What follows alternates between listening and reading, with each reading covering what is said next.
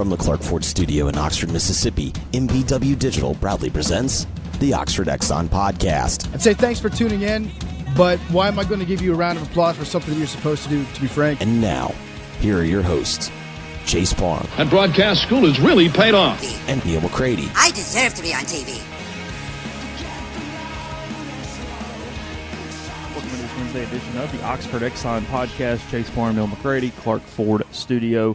This morning, Jacob Hester going to join us after the first break coming up. He is currently a radio show host for ESPN Radio out of Baton Rouge.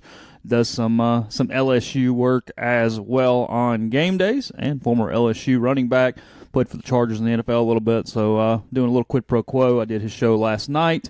He is jumping on with us this morning here in a little bit on a podcast brought to you every single day by the Oxford Exxon, Highway 6 West in Oxford. Remember, when ULM comes to town next week, let the Oxford Exxon be your tailgate location for catering. They do ribs, they do pulled pork, they do quart-sized sides to take care of you in the Grove and elsewhere as you tailgate. They do free gas Fridays. Make sure you're following Oxford Exxon for that.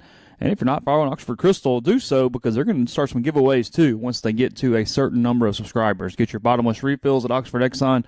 Go buy the Stadium Cup, then 49 cents every time you want to refill that large cup with your favorite fountain drink from Blue Sky and the Oxford Exxon. And again, it's coming to you from the Clark Ford Studio. Clark Ford's in Amory, Mississippi, 662-257-1900. Call the number. Ask for Corey Clark. Tell Corey what new Ford you're looking for, what previously owned Ford you're looking for.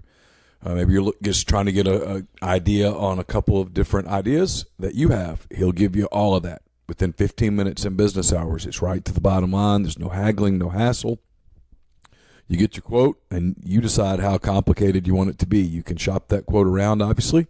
It's your prerogative. Or you can go ahead and take my word for it, take the word of so many other listeners of this podcast and who have made Clark Ford their car home, their truck home. Corey wants to be your car guy. He wants to be your truck guy. He wants to prove it to you, so give him a chance. Call that number, 662-257-1900. At the end of your deal, tell Corey that you heard about Clark Ford on the podcast. You can mention any of our family of podcasts. We're taping a beer garden today, taping a soft verbal today.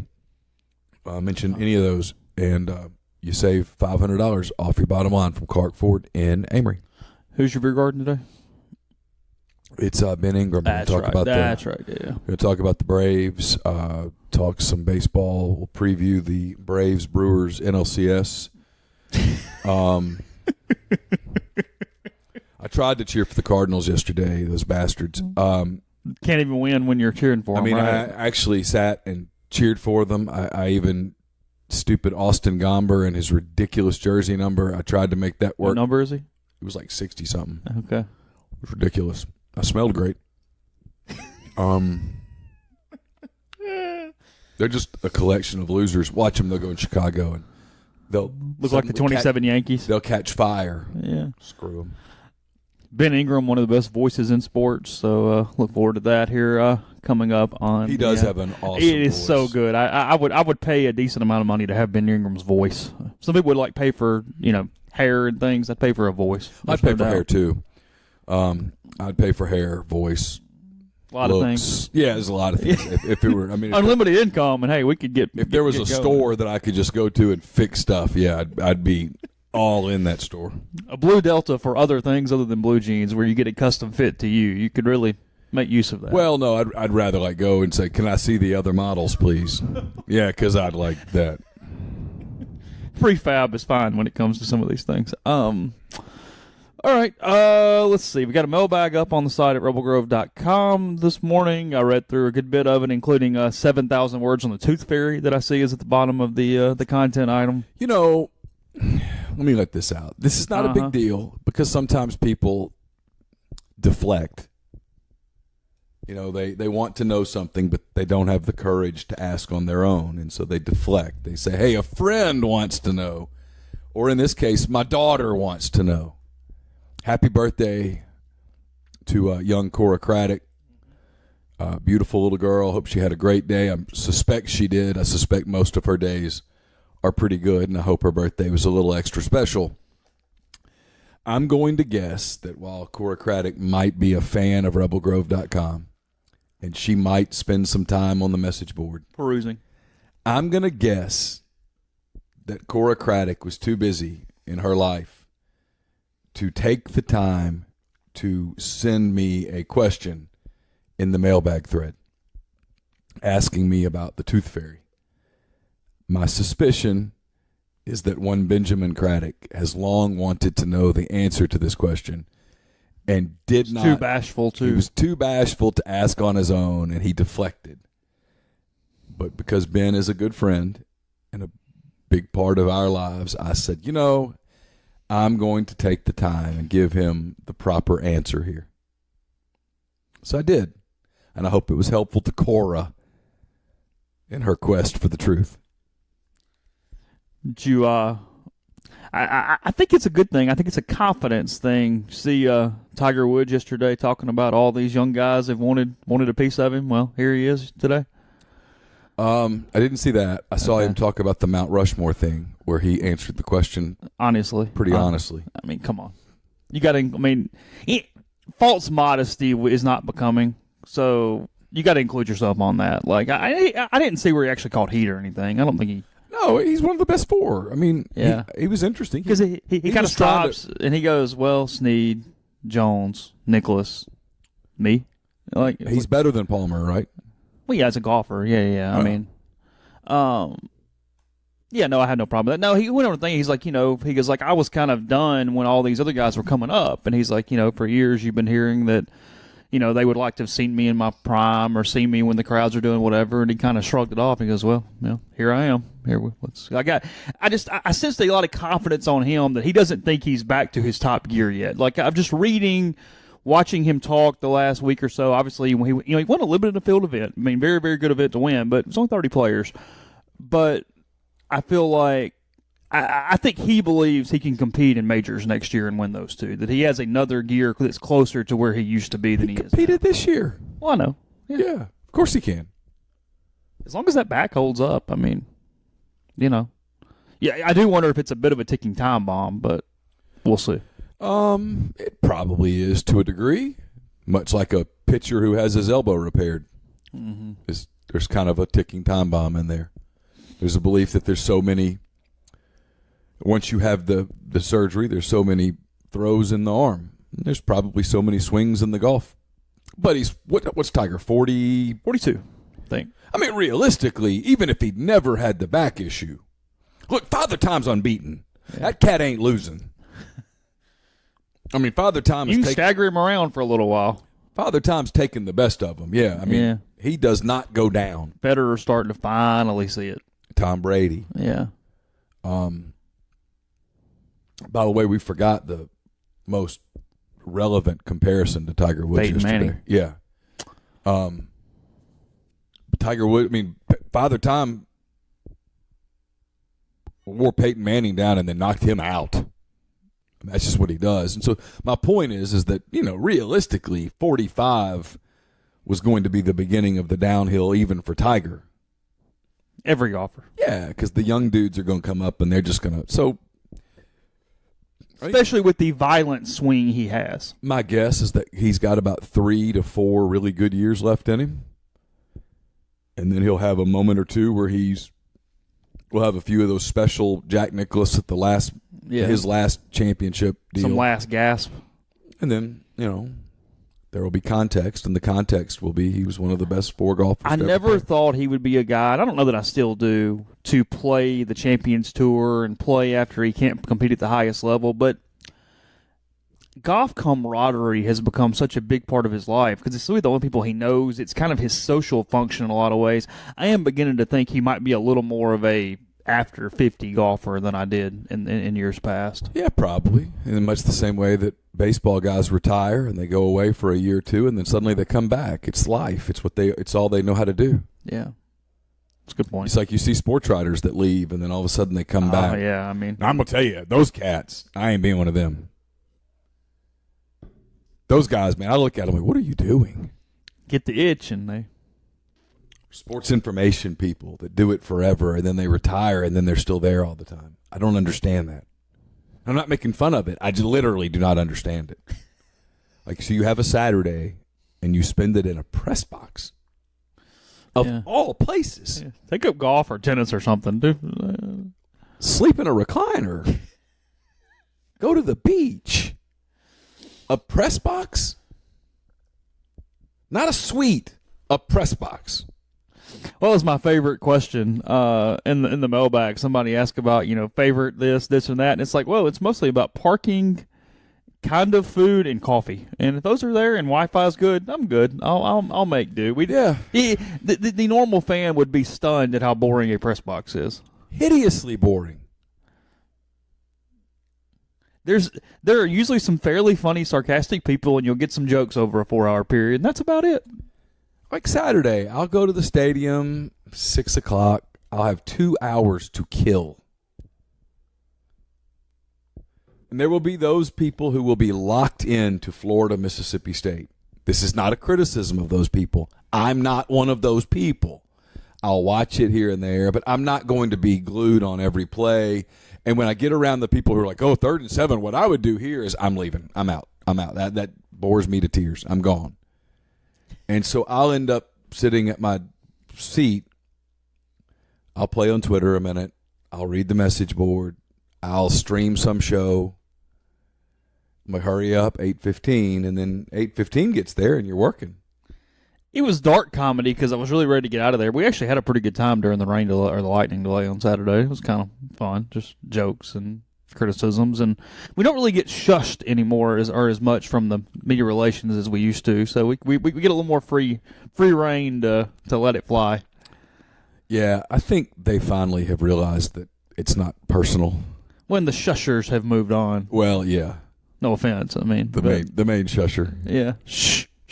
Working press box. Okay, yeah. Thanks. Stop. There are people in this press box wearing gear. Shut up. The SIDs behind me are cheerleading. Quit. That is true. God bless Larry Leathers. What was it? It was 2011. Was it LSU? Yeah. When the corner who's so good.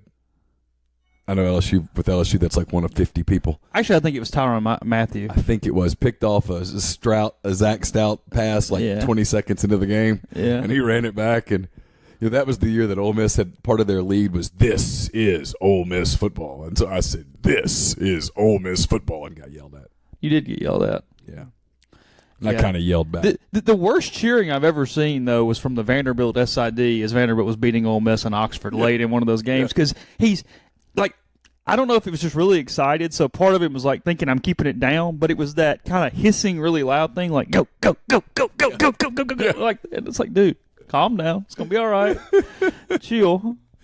It's okay. I'm trying to remember what game it was. I was sitting by some guy. It was a big game and it was packed, and he was covering the other team and clearly cheerleading, and his legs running the plays. Oh, that's not. You know good. what I'm talking about? Yeah. And I finally was like, dude, either move or chill. You chewed out the LSU students one night. Down on the on the come end. on, man, stop. You did.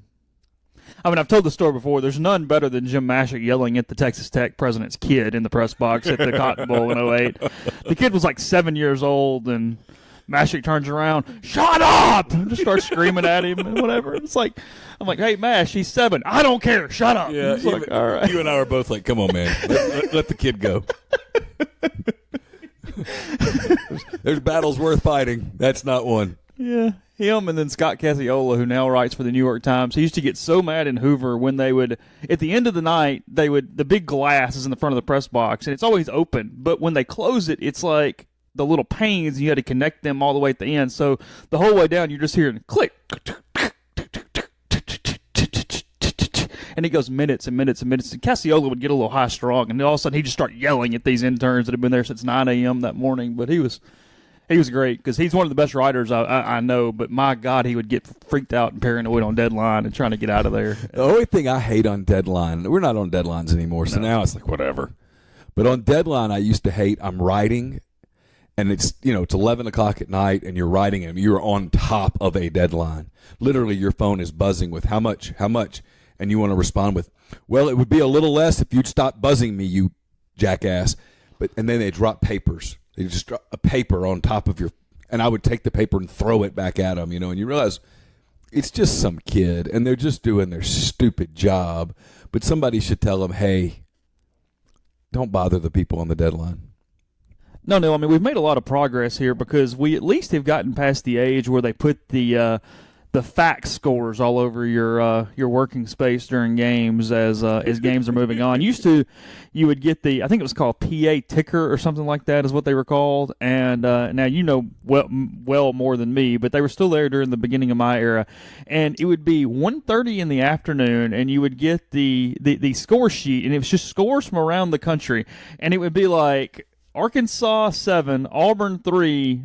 10 minutes left in the first quarter for the Jefferson Pilot game. And it would be 1:30. It'd be 2.5 hours behind. You're like, no, dude, this game's in the fourth quarter. We're watching it live on our screen. But they still paid for that service, and by gosh, they were going to print it out. I mean, every time they do it, everybody look around and go, dude, save a tree. Yeah, like, dude, stop. What are we doing? Colgate 31.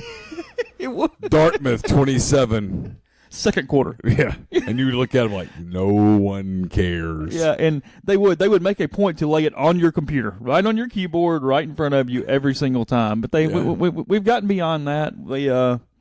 They even changed the game over to baseball, I think, in the press box at one point Saturday. What? Yeah, there was during the lightning delay. I'm pretty sure the TV above us, they were at least tried or did move it to the Braves Phillies game on Saturday. Yeah. That used to be the thing that drove me crazy. It'd be like 200 TVs in a press box, and you'd be in the back going, it's happened to me at Georgia once. I was covering Georgia and Alabama, maybe. And it was 03, and it was game 4 of the NLDS Cubs-Braves. Cubs were up 2-1 and trying to clinch it at Wrigley. And I'm back in the back. And again, I'm in Georgia, and they're playing the Braves. There probably was some interest.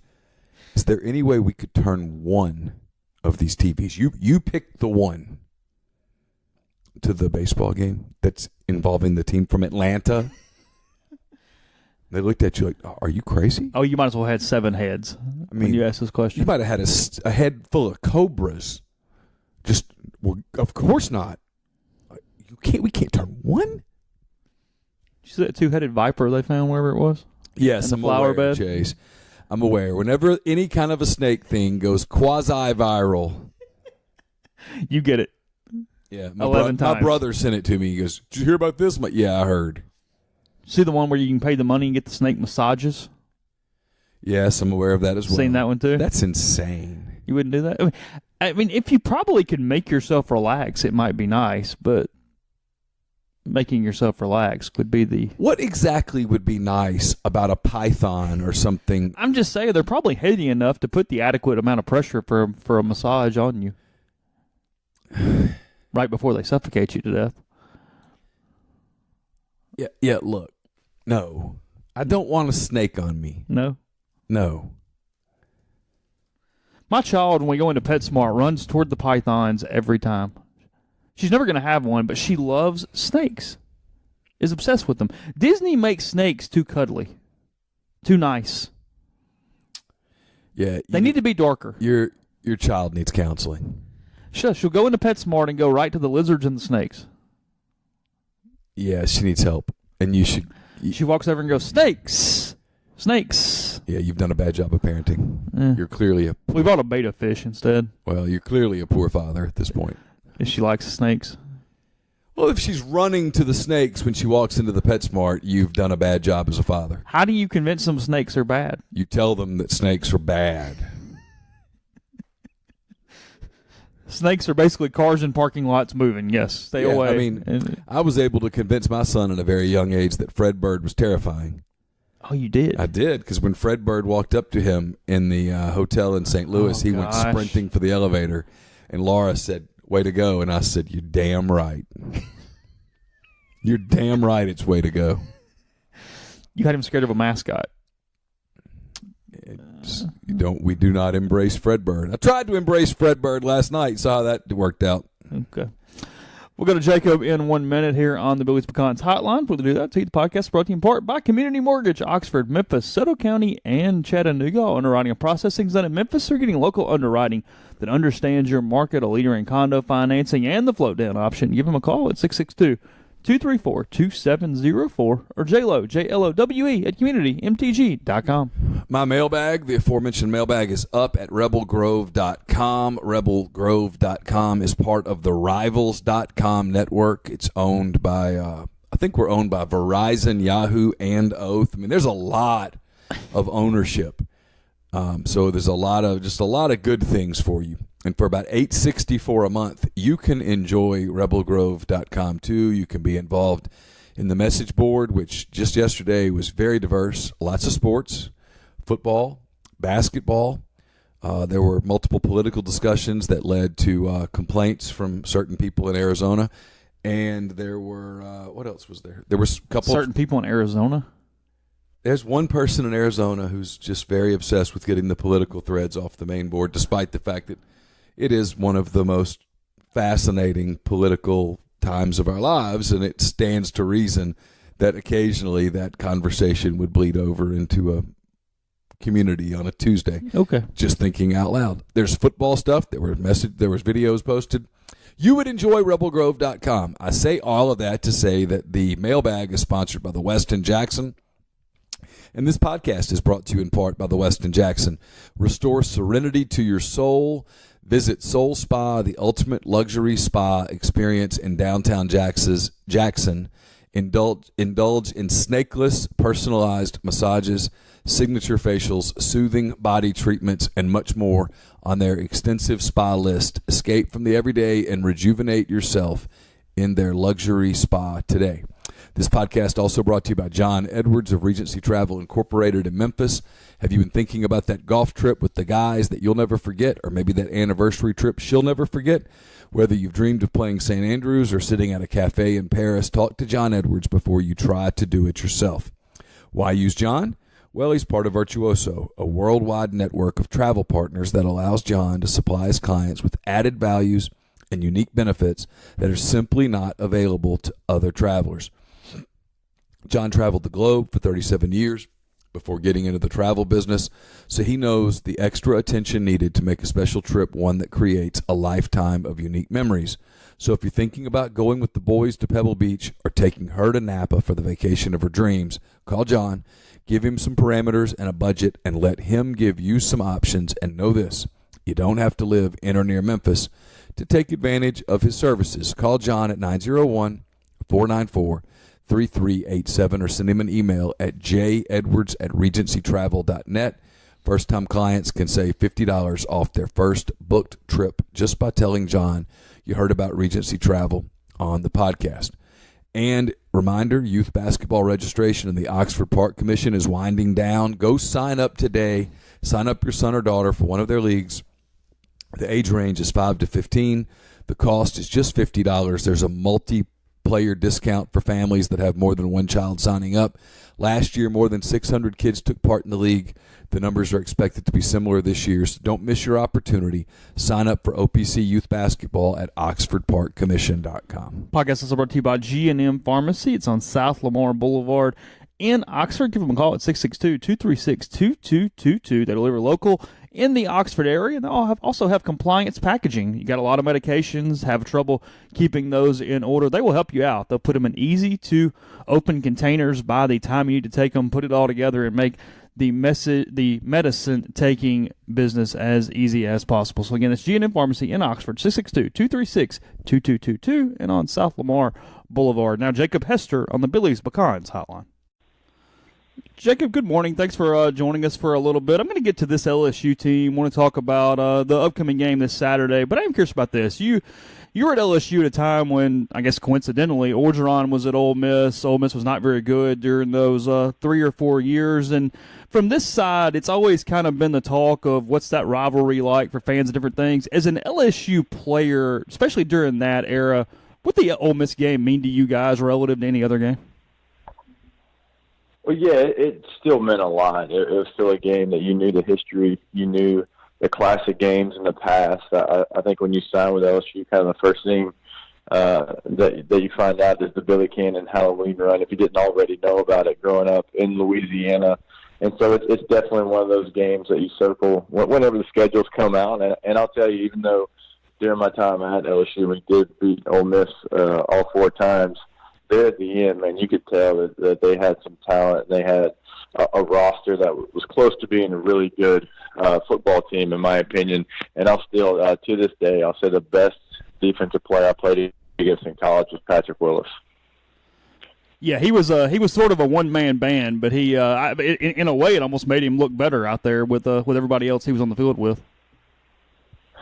Oh, man, he would do some things that no other linebacker could do. I mean, he would be on the opposite side of the football, and you'd be running stretch away from him, and he would be sitting there waiting on you whenever you hit the corner. I mean, he was a special talent, and I believe it was 06 when we went into overtime with Ole Miss, and like I mentioned, I mean, you could tell defensively at least that those guys were kind of setting themselves up to have a nice little run, and they did the next couple of years after that. They had some talent, they had some grit, and they had some fight in them. We were lucky to win that game in 2006. Was Willis one of those guys that when you watched film leading up to the game, almost the preparation went away and you almost kind of became for lack of a better word, a fan, where you were just kind of like, wow, this guy does a lot of things? Oh, absolutely. And, throughout not only my college career, but my NFL career, I played against Patrick a numerous amount of times and always had the utmost respect for him. Not only was he one of the best players sideline to sideline, I mean, he was a thumper. He was a guy who was going to come meet you at the line of scrimmage. And he also did it, I think 90% of his football games, he had some type of a club on one of his hands when he was playing. Every time I played against him, he had a broken hand, he had a club, and it didn't matter. He still wasn't going to miss a tackle. You mentioned that 06 game, and I wrote about it a little bit on Sunday. Is Ole Miss is a little outmanned in some ways again as they head to Baton Rouge on Saturday. What do you mostly remember about that game? Because it seems like Orgeron kind of had a, hey, risk-reward, let's take some chances, kind of stun you guys early, and then all I remember was when that extra point was blocked by John Jerry, how loud that place was to silence immediately. I think it's the biggest 180 I've ever heard inside a stadium. Yeah, I remember it being difficult for us offensively. We couldn't establish the run. That's what we wanted to do. And I know Jamarcus ended up having 3 touchdowns, I believe, and ended up having a nice day, but we usually set up the pass, by running the football. That was kind of what Jimbo Fisher always had done, and he still continues to do it. He tries to set up the play-action pass by having, some success on the ground, and we couldn't. I think we were looking at the stats last night. I think I had 12 carries for like 42 yards. We just couldn't get anything going on the line of scrimmage, and I definitely remember, even though we're sitting here 12 years later, I remember how physical the Ole Miss defense was trying to be that night, and thought they had a good game plan, and we were fortunate to come out with the win. Were you, I guess, or how surprised at you, kind of the way Jamarcus's career went post LSU, considering obviously all the hype coming out? Yeah, no, I'm surprised. I mean, he was a guy that I played with for 3 years here at LSU and had a lot of success, could make every throw, and really, all the things you hear about work ethic and him being lazy and all that, I don't know how much I buy into that. He, honestly, when he was here, he was a worker, he was a grinder. Him and Jimbo had a great relationship. And I will say, at that time when you went to Oakland, it wasn't a place that set you up for success. And, they had a lot of trouble finding good football teams. And I played in the AFC West my entire career in the NFL. And, it seemed like they got it fixed there for a while, but during that time, they were kind of what the Cleveland Browns were for a while. And, even guys like Darren McFadden, when he went there, didn't have the type of career that a lot of people thought. And because if you would have told me Darren McFadden wouldn't have been one of the best top 10 NFL running backs of all time when he went, I'd said, you're crazy. And during that time, it was just a bad time to be an Oakland Raider. Yeah, talking about Jamarcus, I worked in Mobile for years. I always just wanted to see Jamarcus. This isn't criticizing his family. It's just that they were not prepared to be sort of an NFL support staff, if you will. especially for a quarterback and that kind of a number one overall pick. I would have loved to have seen what Jamarcus Russell's career would have looked like if he just could have surrounded himself, not necessarily with better people, that's not what I'm saying, but with more proficient people who were more experienced in that venue. I think if he'd had a little better group around him, he could have had a better start to his career, and it would have been interesting because maybe you have, Jacob, because you've obviously played in the league and you've seen everybody, but I've never seen anybody with more raw arm talent than Jamarcus Russell. No, like I said, I've seen Jamarcus, sit on one knee and throw it 75 yards almost with ease. And, he had an uncle that he was really close to that he lost kind of right at the beginning of his NFL career. Yeah, and that definitely took a toll on Jamarcus. And like I said, didn't have a great support system as far as team-wise. And I was definitely still shocked that he never got a second chance. Just usually number one picks, regardless of how the situation went, you're going to get that second chance. And, I remember coming to LSU when I was in the NFL and seeing Jamarcus trying to get back in the NFL, working out in the indoor, had lost a bunch of weight and looked good. Really shocked that he never got that second chance. So let's move into this year a little bit. Ole Miss LSU on Saturday night. What are we making of this LSU offense? Because you look at Joe Burrow, he hasn't thrown an interception. All the other numbers kind of pedestrian, and then they don't appear to have the guys of the Fournette in the backfield, but they've taken advantage of short fields and been productive kind of when they have to, especially in the red zone this season. Yeah, look, they're an offense that sometimes it doesn't look pretty, but they've continued to find a way, and it is what it is as far as when you talk about the offensive line and them being banged up. They're going to roll out their fifth different combination on Saturday night against Ole Miss. They have been truly banged up, and it was a unit coming into the season that you really felt good about. And then you had some off-the-field things happen with Ingram. And then you've had injuries. Adrian McGee's been out since Miami. Sadiq Charles has missed 2 of the last 3 games, and you've started to have to shuffle guys. Garrett Brumfield's going to miss this game. Chasen Hines, a true freshman, is going to step up and be there at left guard. And so Coach James Craig, who came over from the San Diego Chargers, has done a great job of just piecing something together. They've only given up 7 sacks in the first 4 games, but they'd love to be able to be consistent and roll out the same 5 guys 2 weeks in a row. And last week you saw Austin Decula stay at right tackle when a lot of people thought he'd bump over to the left tackle with Sadiq Charles missing. But Coach O and Coach Craig wanted to try to get some continuity with their offensive line, try to keep at least the right side the same. And so when you're talking offense, obviously when you can't roll out the same guys consistently, it's going to be a little different. Thaddeus Moss is another guy that they're hoping they can get back. The tight end group has been banged up. They basically have 2 true tight ends that are healthy right now. And so offensively, the numbers, and we can, talk about them being in the bottom of the SEC, but like you mentioned, they haven't turned the ball over as far as an interception. They have 1 fumble on the year, and I'm a little bit higher than most people on this running back group. I think Nick Brissett is a guy, you mentioned he's not going to hit that 80-yard home run at almost every touch, it seemed like, when Darius Geis and Leonard Fournette and all those guys were there. But what Nick Brissett does is he doesn't miss a cut. If it's blocked, he's going to find a way to get where it's blocked and get positive yards. I think Clyde Edwards-Helaire kind of had a breakout game a week ago against Louisiana Tech. He's kind of a jack-of-all-trades, the shifty back. Nick Brissett's more of the downhill runner. So they've got some backs I'm a little bit higher on than most people. But, when you've had a Geis and a Fournette and a Jeremy Hill kind of back-to-back, you do understand some of it. But those guys are out to prove themselves. And for me, Joe Burrow's been great. I think that he stands tall in the pocket. He doesn't panic. He has kind of NFL footwork as far as stepping up in the pocket and moving around. And, the completion percentage you'd like for it to go up, but some of that starts with the receivers as well. They've been running much better routes, but I think they've got 14, maybe 15 drops on the year, so that's something that has to improve as well. Are they good enough on defense and special teams where that's plenty good enough for Ensminger and Orgeron and everything? Because, I mean, I look at it, and special teams has been off the charts, and then at least I know they've had some losses on the front four, but defensively, with those corners as good as they should be, at least, this thing could just be winning some games that way. I mean, when the defense is going, especially when Caleb Chason was still healthy, I mean, in my opinion, they were a top 5 type defense in the country. I mean, they had that kind of feel to them.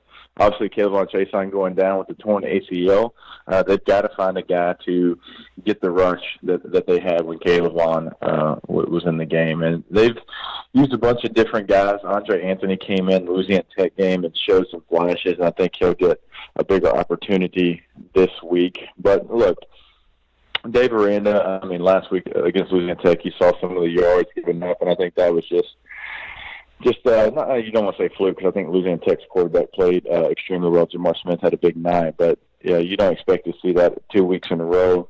Dave Aranda usually comes up with a game plan that you feel confident about, and I think they can play the type of defense that keeps you in every football game. And you mentioned special teams. The addition of Greg McMahon has been huge. He was with New Orleans Saints, obviously, for a long time. And last year they were kind of doing special teams by committee, and you can tell the difference having a guy like Greg McMahon on the field. Field goal kicking a year ago was at a point when Coach O said, hey, if it's close on 4th down, we're just going to have to go for it because we don't feel confident in our kickers. And now you've got Cole Tracy, who's been lights out since he's gotten here from Assumption College, and punting's been much improved. So the special teams and the defense, I do feel like can keep LSU in every game, and you've got to count on the offense to come around. What do you kind of anticipate for LSU's defensively as far as dealing with Ole Miss's wideouts? They're going to throw it around a good bit. I guess the reverse of a question that you guys asked me last night. But Gritty Williams had mentioned shadowing a guy at Louisiana Tech, said it's not as likely this week against Ole Miss. So what's the plan against Ole Miss and its top 3 wide receivers? Yeah, as we're trying to figure out last night, what would Dave Aranda do? The problem with shadowing a receiver on this Ole Miss team is, who do you shadow? Is it Metcalf? Is it Brown? Is it Lodge? Ole Miss has got 3 very good receivers, obviously, that the entire country knows about. And if you start talking about shadowing, I don't think that you can do that just because, man, it's pick your poison with these Ole Miss receivers. And so, look, you've got to have faith. You've got to have faith in the guy opposite Greedy Williams that he can play regardless of who comes over there and lines up across from him at the receiver position. And Christian Fulton and those guys have not played bad. There hasn't been busted coverages. They've been right there to make the play on some of the deep balls against Miami and against Louisiana Tech that they let up. At the end of the day, they just have to finish the play. And so I'll be interested to see what they do with Devin White. Obviously, with a quarterback who can run, do you use him as a spy? Do you do different things? I think you can get so creative with Devin White. He's truly a guy that can play multiple positions and multiple kind of philosophies, and so we'll see what they do with him. The thing for me that's a little different with this Ole Miss offense where you have to be careful is Scotty Phillips, I think, is a real running back. He's not just a guy that they put out there. He's a guy that can rack up some yards. We saw it against Texas Tech, and he's a little bit bigger than some of the Ole Miss backs of the years past, and so you have to account for him as well. What have you kind of seen from Orgeron since he's been there and gotten the permanent job? I mean, does he feel comfortable, more confident decisions? Has there been growth? Just kind of overall, what's kind of your impressions of him during this tenure? I'll tell you what, I've been happy with the job that he's done as a former player and alumni, and I think that in the offseason when all the hot seat talk was getting brought up, it never made sense to me because blind resume, if you do a 9-4, 6-2 in the SEC for a first-year coach in the SEC, at a new program, I don't think anybody would complain. And obviously that was Coach O's resume.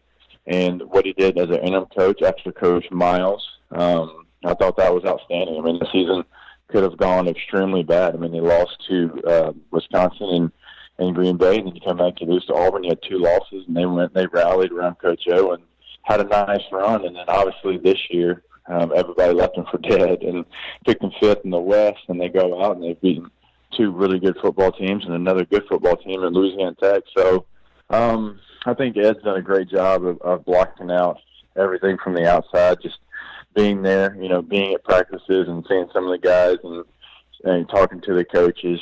Ed's done a great job just making it all about LSU, and I know it sounds cliche and coach talk, but I'm really honestly being there. That's what he's done.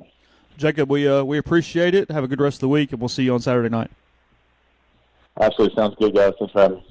Thanks to Jacob for joining us today on the Billy's Pecans Hotline. The podcast is brought to you in part by Visit Oxford. The city of Oxford has plenty to do, including football games, but not just football games. As Calvary Events gets toward October, you can see the full list at visitoxfordms.com/events to find out more. The Wizard of Oz coming to the Ford Center on October the 21st, and if you're in town at 2 o'clock next Friday, double-decker bus tours and plenty more. The National 10-Minute Festival is November the 15th to the 18th. The Nutcracker coming to the Ford Center on November 30th. We somewhat are sneaking toward December. That is amazing as time is passing. So plenty to do in Oxford. You can find out more, again, at visitoxfordms.com/events. Podcast also brought to you by Grenada Nissan. If you're in the market for a Nissan vehicle, look no further than Grenada Nissan. Gene and Sandy have been friends of this site, this podcast, for more than 10 years. They're great to deal with, fabulous people. They have a great product, great service. Take my word for it. I've been doing business with them for that entire amount of time, and they're awesome.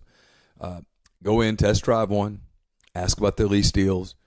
If they don't have what you're looking for, they'll order it. They'll just take great care of you, and you will enjoy the experience immensely. It's GrenadaNissanUSA.com. Harry Alexander's been with us a long time as well. Harry is an Oxford-based RE/MAX Legacy Realty agent. He's been in Oxford more than 4 decades. No one knows the residential and condo market in Oxford better than Harry. Go to his site. He'll prove it to you. It's harryalexander.com. Click on the Properties and Neighborhoods tab, filter through by what you are looking for, and then send him an email, ha@harryalexander.com. Podcast is also brought to you by Oxford Wine and Spirits, located on College Hill Road next to Lost Pizza. No and I are in there all the time because they're 5% lower than industry standards on prices. They've got good selection, including some new bourbons that have hit the shelves here in the past couple of weeks. And when you spend $150 or more and you mention the podcast, they take 5% off wine and 10% off liquor. So stock up for the weekend. Just head in if you've got a special night coming up as well. Again, Oxford Wine and Spirits, next to Lost Pizza on College Hill Road. So you want to hear something crazy? Sure. This is about bourbon, speaking of new bourbons. Okay. So you know how people have the crazy infatuation with Pappy Van Winkle? I'm aware, yeah. I don't know that I've ever had it. It's really good. Is it $3,000 good? No, but it's really good. Nothing's $3,000 good. I mean, listen, you do what you want with your money. I wouldn't be able to enjoy anything. If I spent more than $100 on a bottle of bourbon and I poured it into my mouth, I would not enjoy it. Literally, I would think this is so expensive, there's no way I'd enjoy it. Okay. So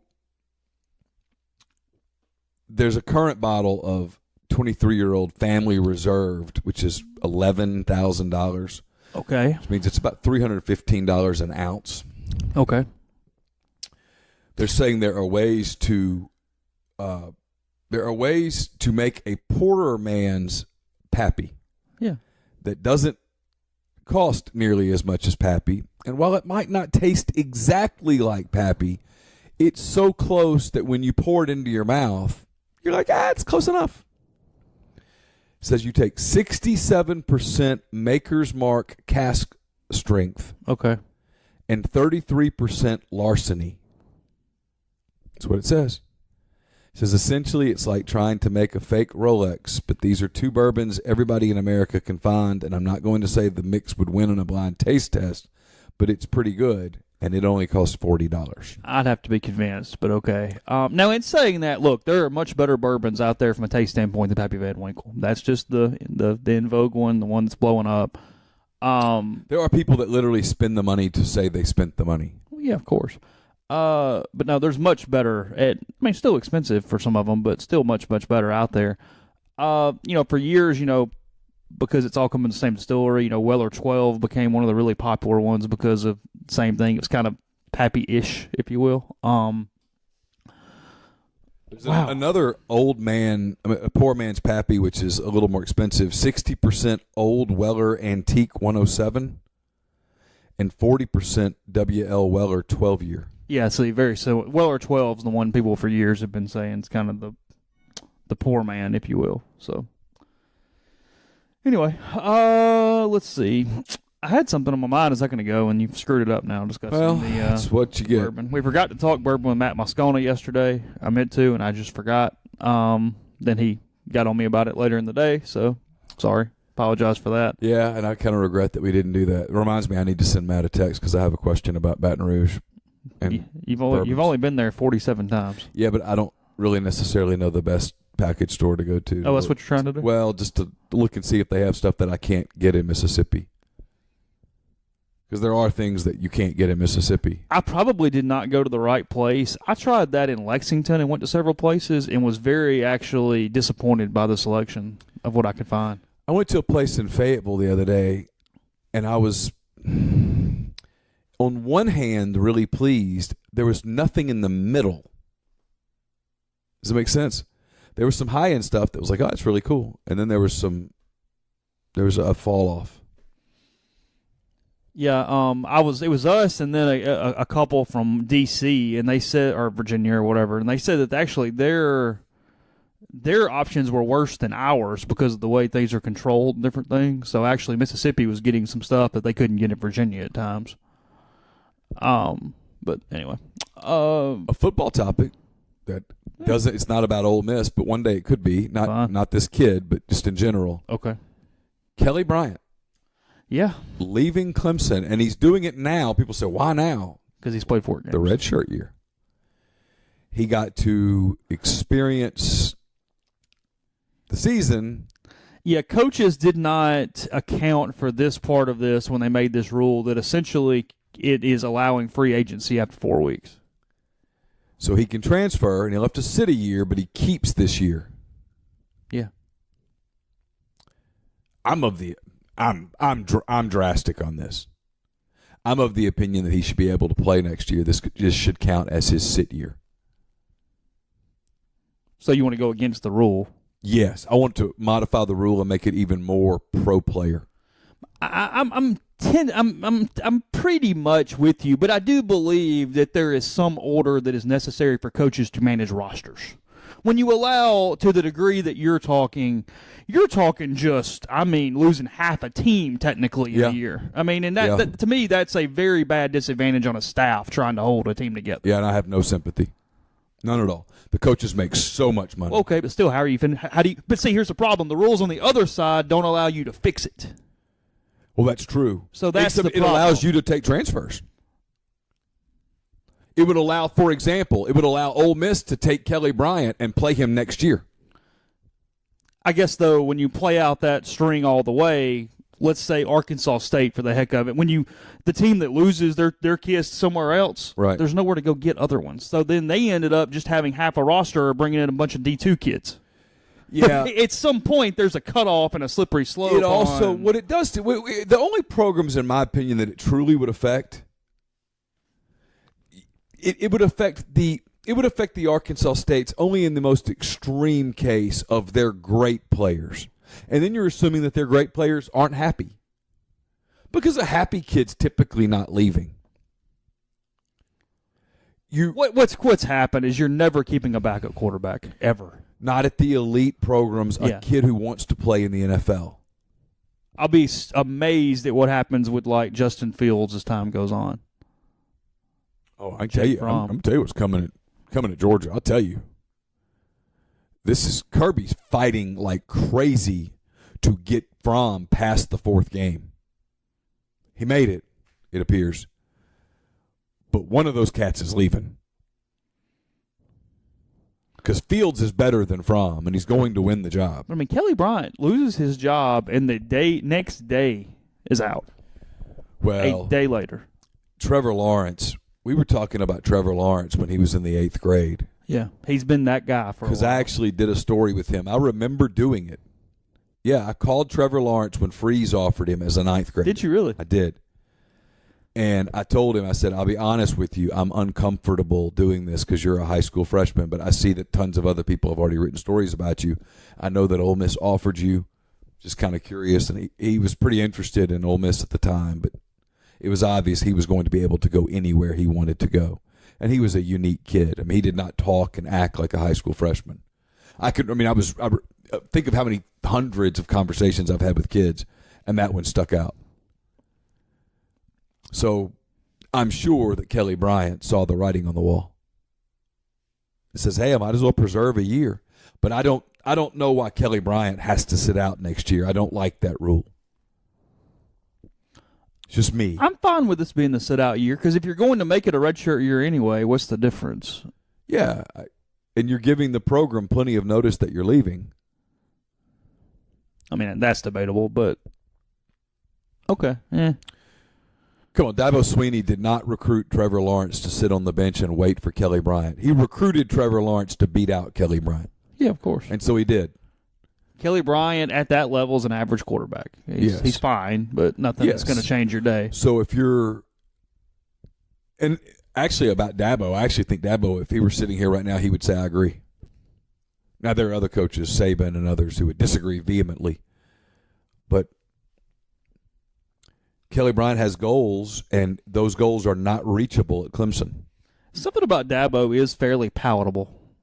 He's a really good guy. Yeah, in a sport with a lot of scum, he's kind of palatable. You know who I'm talking about here. I know someone who dealt with him quite a bit over the course of the late summer who was wowed by him.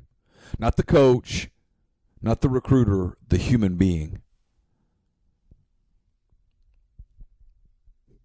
He recruited Kelly Bryant to be his quarterback. And he recruited Trevor Lawrence because Trevor Lawrence was better. Well, yeah, nobody's saying no to Trevor Lawrence. Come on now. No. And so once they got Trevor Lawrence, and once Trevor Lawrence got acclimated, which took about 2 seconds, Kelly Bryant saw the writing on the wall. What's interesting, I'm telling you, you look around the country, look around the league. Let's talk about this for a minute. Mm-hmm. Mississippi State doesn't have a proven quarterback next year. They might not have a proven quarterback now. Ole Miss doesn't have a proven quarterback next year. Nothing against Matt Corral, but he's not proven. No. Arkansas doesn't have a proven quarterback next year. Auburn does not have a proven quarterback next year after Jarrett Stidham. Missouri does not have a proven quarterback next year after Drew Lock. Kentucky doesn't have a quarterback now. It's a lot of places in the SEC alone. Dan Mullen doesn't have a proven quarterback right now. A lot of places in the SEC going to call Jalen Hurts, Trevor Lawrence. Everybody will call Trevor Lawrence Kelly Bryant. For what it's worth, Vanderbilt too. Shermer's a senior. Pretty good quarterback. There you go. Interesting times. Jalen Hurts going to be in demand. Jalen Hurts is going to get interesting. Now, again, they got to sit out, so it is what it is. But Jalen doesn't. No, he's a grad transfer. Jalen does not have to sit out. He can go play football. Jalen can report to his new home in January. And grab a helmet. And learn the system in the spring. Jake Bentley's back next year. And be the quarterback. Okay. Sue is back. Jake Bentley's back. Yeah. Alabama will not be looking for a quarterback, although they've signed his younger brother. LSU. Burrow, what's he? This is it, right? Is this it? He might have one more. I don't know. Yeah, whatever. If a great quarterback. He's not stirring my drink right now, so. No. I mean, he's fine. He's fine. Might be good enough. We'll see. Yeah. It's about to get real down there in the next few weeks. Now, they won at Auburn, and kudos to them. It was a huge win. But Miami was. Challenges are coming. Yeah. Going to Auburn and winning was a big deal. Yeah, of course. Yeah, before anybody minimizes that going to Auburn and beating that team in Auburn this year, overcoming a 11-point or whatever it was, second half deficit to win that game was a big deal. Big win. A feather in Ed Orgeron's cap, period. But it's about to get real. It might get real Saturday, but after that it's getting real. Georgia, Alabama, there's some challenges in front for Joe Burrow and LSU. 8-4. That's what it looks like. 8-4. And if you told me before the year LSU goes 8-4, I'd have said that's success. Got to build on it. Say Jacob mentioned this a little bit. What for LSU though? 8-4 is on the cusp of them being pissed. It is, but this year with so many people talking 7-5 and 6-6, 8-4 sounds good. Okay. Everything's relative. Now 8-4 is your ceiling. Whole another conversation. Yeah, 8-4 has to become the floor, or else they'll be looking to fire him. But Joe Oliva sits back and goes, "Whew, I got a stay of execution." He's counting every year's paycheck. Yeah. Just one more. Ooh, another one year more. in the cell. One more. Just How much closer are we to retirement, honey? yeah. What's that Louisiana pension looking like? All right, cool. Gosh.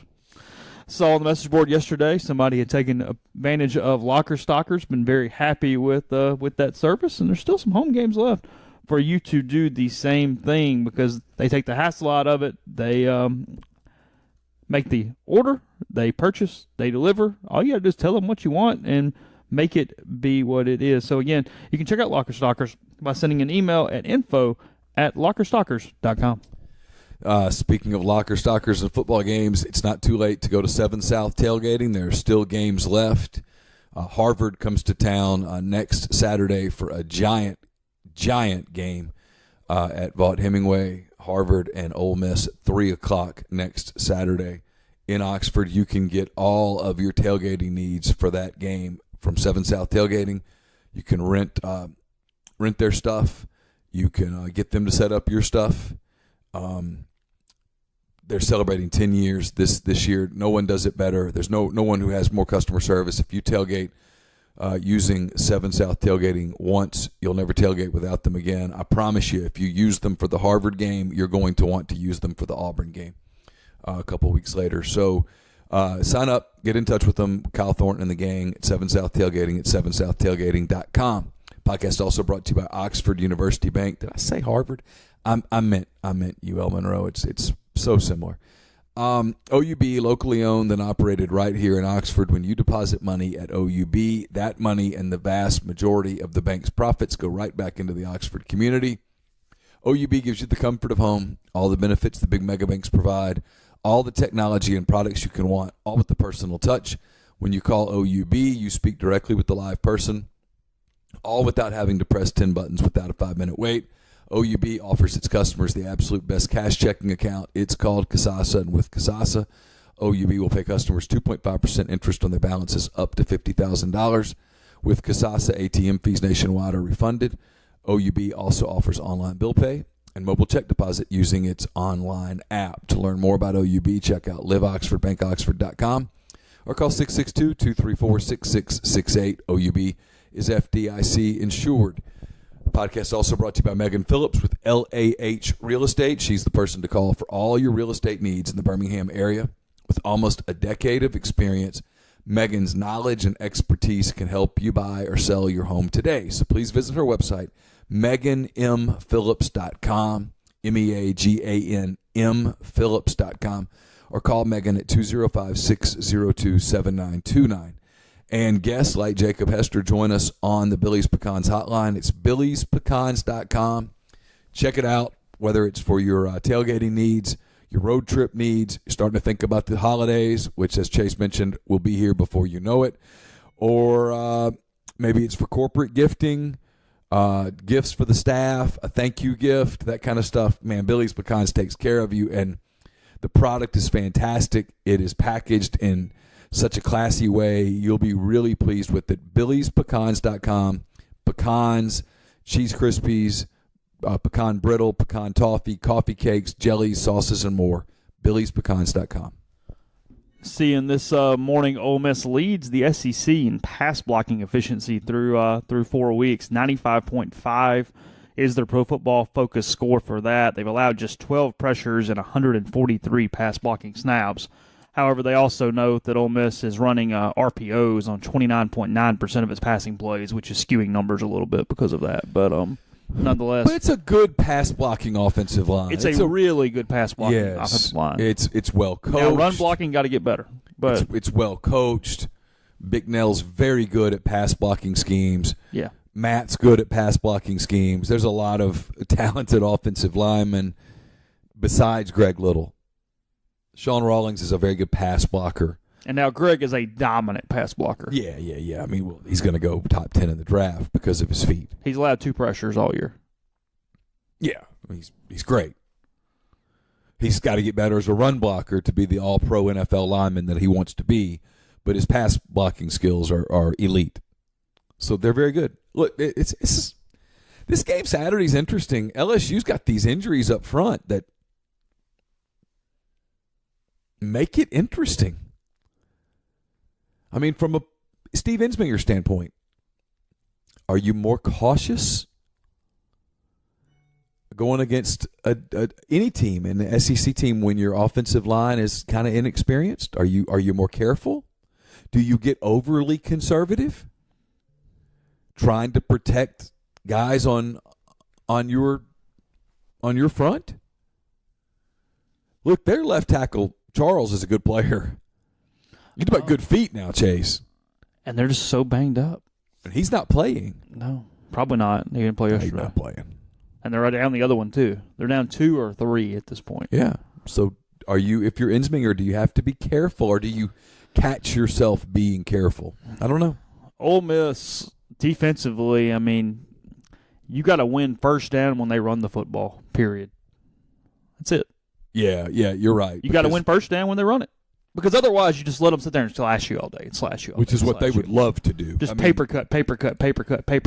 If you told Ensminger, hey, what do you want to do? He'd say, okay, I want to win the game. And I want to run this thing 48 times. Let's just run at them. Let's run. Let's just find a way, slog it out, eat clock, all of those things, and get out of there 31-17 and next. Yeah. And get some people healthy.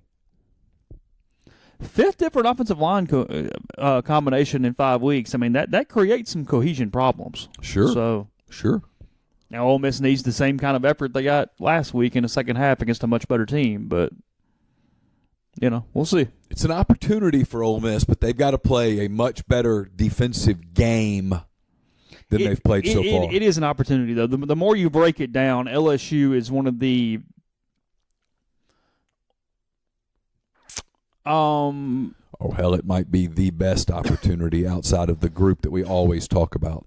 Well, no, what I'm trying to say is among top 5 teams you normally see, LSU is one of the most gettable you ever see in that category. Yes, agreed. There's no doubt. Agreed. They're not where you would typically expect a top 5 team from a personnel standpoint. They're just not. I mean, no. There's not a lot there that impresses you on the individual standpoint. No, they're getting a ranking based on a neutral site win over Miami that might or might not look impressive at the end of the year. And a big win against Auburn. And a really big, gutty, take advantage of every opportunity, work your butt off, and it works out win at Auburn. And I'm not minimizing that win. I refuse to. That was a damn big win.